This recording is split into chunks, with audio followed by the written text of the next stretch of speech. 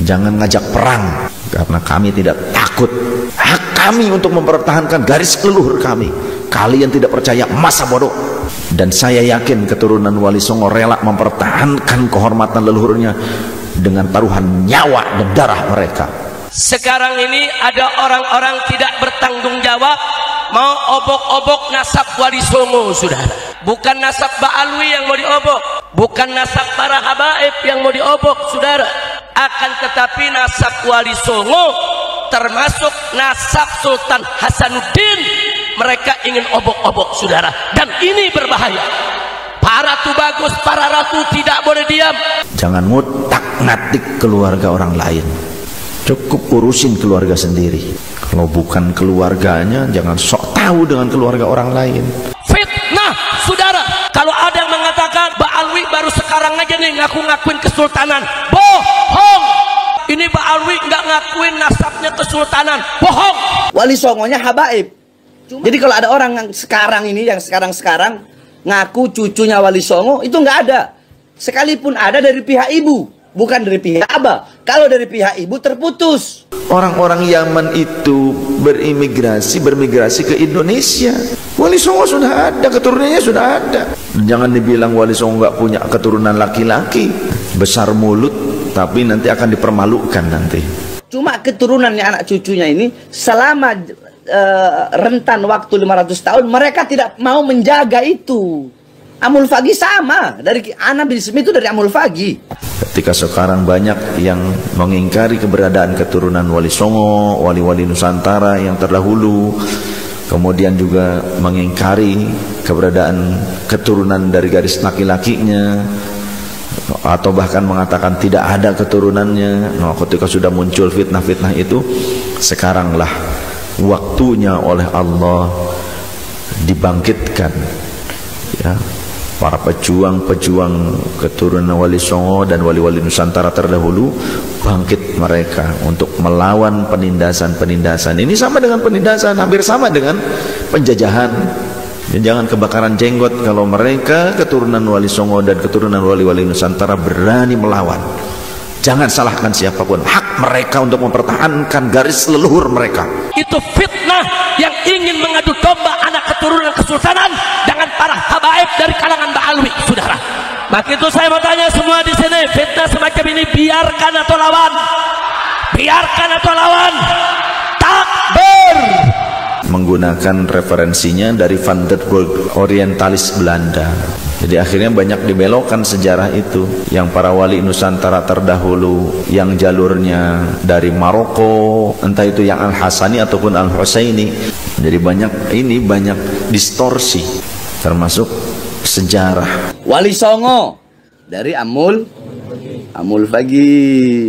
Kalau Wali Songo itu famnya Azamat Khan. Nah, Azamat Khan itu dinisbatkan dari Sayyidina Abdul Malik ibn Alwi, Amul Fagi. Tadi Amul Fagi kan udah bilang. Berarti kan Amul Fagi. Wali Songo dari Amul Fagi. Ketika keturunan Wali Songo diingkari keberadaannya, ketika banyak orang-orang yang mulutnya kotor, yang hanya bisa mengkerdilkan dengan modal nasab untuk ngasab demi nasib, yang akhirnya takut kalah pamor oleh keturunan Wali Songo, mereka tidak jujur. Dan beliau ini, saudara, bersama wali-wali Songo yang lainnya, seluruh Wali Songo 99-nya, saudara, merupakan keturunan daripada Amir Abdul Malik. Ya, kalau memang tidak tahu ya sudah tidak tahu, nggak usah ngurusin keluarga orang lain, gitu kan. Kalau memang tidak paham, tidak paham. Bahwa Sunan Gunung Jati menikah dengan Nyai Rara Santang, putri Prabu Siliwangi, Raja Pajajaran Jawa Barat, saudara. Takbir. Ya, kalau memang tidak tahu ya sudah tidak tahu, nggak usah ngurusin keluarga orang lain, gitu kan. Kalau memang tidak paham, tidak paham. Siapa itu Amir Abdul Malik? Tidak lain dan tidak bukan adalah keturunan dari Al-Imam Muhammad Shaqib Mirbad. Siapa itu beliau? Tidak lain dan tidak bukan merupakan keluarga besar Ba'alwi yang berasal daripada keturunan Al-Imam Ubaidillah Ibnu Ahmad bin Isa Al-Muhajir radhiyallahu anhum. Kemudian berkata bahwa RA itu lembaga pencatat nasab sedunia, katanya. ini terlalu besar mulut itu, ya, akeh nyocot gitu. Dituliskan di sini saudara, nasab daripada Maulana Hasanuddin di Banten bin Maulana Syarif Hidayatullah di Cirebon bin Raja Intaduddin di Kampah dan seterusnya bersambung sampai Imam Ubaidillah. Yang diisbat oleh RA saja belum tentu diisbat di negeri asalnya.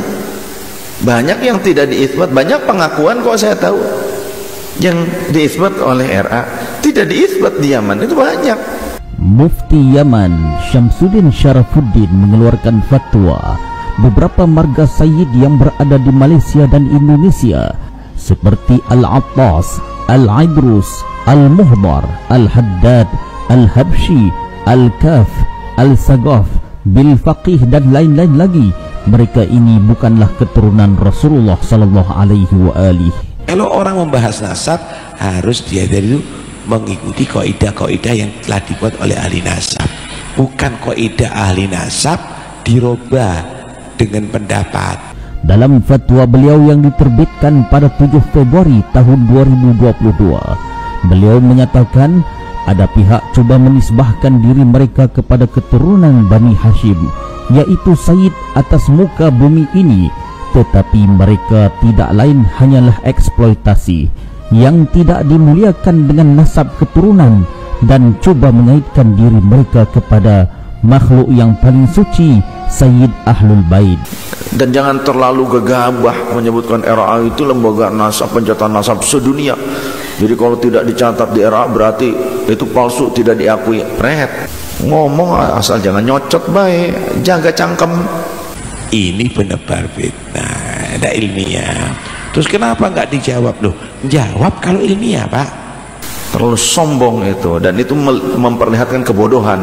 RA itu baru ada tahun 1928. RA itu LSM, ditandatangan oleh pemerintah Belanda di saat keturunan-keturunan Wali Songo berjuang melawan Belanda, diburu oleh Belanda. Lalu po di kampung ini nggak diterima, Pak. Kau ikuti. Ada apa? Siapa ngakui dia itu ulama? Ulama dunia siapa ngakui gitu loh. Udahlah, sampai punya ulama-ulama hebat-hebat kok kenapa kok ngikuti yang begitu gitu loh. Ya, nanti akhirnya tambah nggak perlu ini urusan ini urusan yang remeh gitu loh. Iki wong ngomong kok KB tidak anggap hebat gitu loh, heran saya. Nah, di saat yang sama menandatangani pembentukan RA 1928. Kesultanan-kesultanan di Nusantara itu sudah ada jauh sebelum adanya pembentukan RA. A few moments later. Jadi banyak distorsi ya. Termasuk sejarah, banyak distorsi. Kalau dulu banyak pemegang manuskrip kuno itu yang secara adat mereka itu membukanya hanya setahun sekali atau 2 kali. Itu pun tidak boleh dipoto, difotokopi gitu kan. Hanya boleh paling juga ditulis, disalin, kita menyalin tulisan. Kenapa demikian? Untuk menjaga keotentikan. Jadi kan otentik kan, terjaga. Punya eyang saya aja dipegang oleh Buya Udin waktu itu nggak boleh difotokopi. Itu di zaman eyang saya, ya, ayahnya kakek saya. Apalagi zaman dulu. Jadi banyak yang masih kuat memegang adat dan adab. Manuskrip itu terbungkus rapi, disimpannya juga harus dengan hati-hati, dan dibukanya contoh kalau hanya bulan Mulud, dibukanya tuh hanya bulan Mulud setahun sekali. Itu pun tidak boleh difotokopi, ya. Caranya juga bagaimana? Ada yang caranya itu tidak boleh siang, membukanya harus malam, dan tidak boleh menggunakan lampu-lampu yang terang, ini pakainya lampu ceplik. Saking apa? Sebetulnya ada historical. Dulu para dzurriyyah Rasul yang kurun awal, ya, datang ke Indonesia. Kemudian anak-anaknya itu, bahkan juga keturunannya, menjadi pejuang melawan penjajah, dan para penjajah memburu anak keturunan pejuang ini, memburu menantu-menantunya gitu kan. Seperti Sunan Gunung Jati keempat siapa? Fatahillah, Faletehan, itu Syarif Sayyid dari Al-Husaini ya. Fatahillah itu, makanya Sunan Gunung Jati itu ada 4. Satu Sunan Gunung Jati pertama, yakni Syekh Zatul Kahfi, karena memang tinggalnya di Gunung Jati. Itu jadi sunan, jadi guru besar, jadi ulama, jadi mufti di situ, peguron. Jadi namanya Sunan Gunung Jati. Peguronnya, pesantrennya di Gunung Jati. Memang sekarang yang menjadi makbaroh Syekh Zatul Kahfi. Datangnya 2 tahun setelah Syekh Qurratul Ain. Dulu Syekh Qurratul Ain datang ke Cirebon itu diusir ya, ngikut kemudian kapalnya Panglima Cheng Ho. Jadi dulu para pendakwah dari Tiongkok juga sudah sejak zaman dulu sudah ada datang. Termasuk Syekh Muhammad Cheng Ho ini seorang ulama. Muhammad Cheng Ho tuh ya, pendakwah dai gitu. Muhammad Cheng Ho namanya. Nah, Syekh Qurra pernah akhirnya ikut. Ya sudah nggak apa-apa, tapi nanti anak-anak Pajajaran bakal jadi penyebar Islam. Beliau kemudian singgah di bermuara, turun di Karawang ya. Tempat turunnya ya di sini, di Poncol. Sekarang masih ada tunggul kayu besar untuk mengikat kapal Panglima Cheng Ho-nya. Masih ada di belakang yayasan Haji Asep Hamidi itu apa? At-Taubah, di belakang pesantren At-Taubah, itu samping Citarum tuh ya, dekat pesantren At-Taubah itu masih ada itunya kayu tunggulnya untuk mengikatkan kapal, karena di situ dulu Poponcol, Jebug, Kaum tuh dekatnya ya. Itu apa? Dermaga sandaran kapal-kapal besar. Dermaga dulunya, tempat sandaran kapal-kapal besar dari berbagai negeri. Untuk apa? Berdagang. Maka kemudian Syekh Qurra singgah di situ dan tinggal membangun masjid ya. Dan Masjid Syekh Qurra yang di Masjid Agung yang sekarang itu lebih tua dibandingkan Masjid Cirebon, masjid awal. Bahkan awalnya Masjid Syekh Qurra yang di situ, ketika Syekh Syarif membuat peguronnya di Gunung Sembung, jadi setelah wafatnya Syekh Zatul Kahfi membuat peguronnya di Gunung Jati. Kalau seberangnya itu, ini kan kebelah jalan, itu namanya Gunung Sembung. Yang menjadi makbarah Syekh Syarif Hidayatullah itu Gunung Sembung namanya. Ya, walaupun tinggal di Gunung Sembung tetap disebut Sunan Gunung Jati. Kenapa? Sunan Gunung Jati 2. Karena beliau menjadi penerus peguron yang sudah dikenal dengan istilah peguron Jati, Gunung Jati. Ya, peguron Gunung Jati.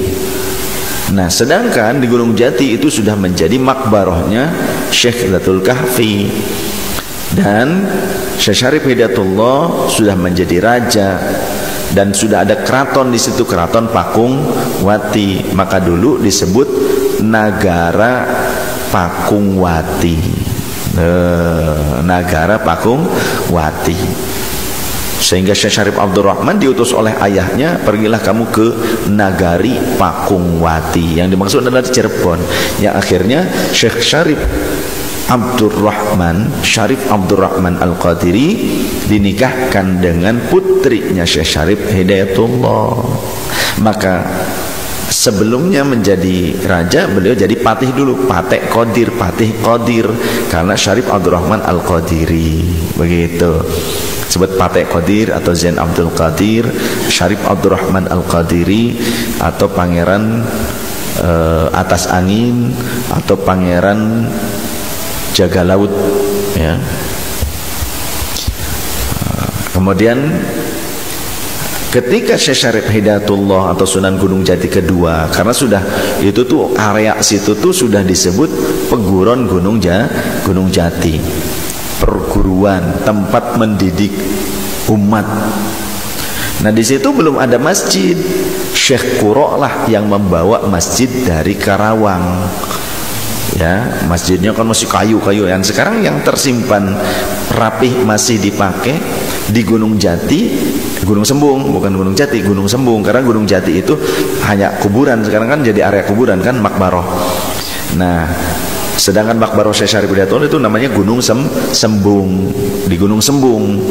Jadi Gunung Sembung itu masih ada kan masjid sekarang, tapi sudah diperluas. Nah masjid aslinya yang masih soko guru tiang-tiangnya itu masih ada, hanya dibukanya itu kalau hari Jumat saja. Kalau hari Jumat, nah itu para bekal, para pengurus-pengurus itu di dalam. Ya.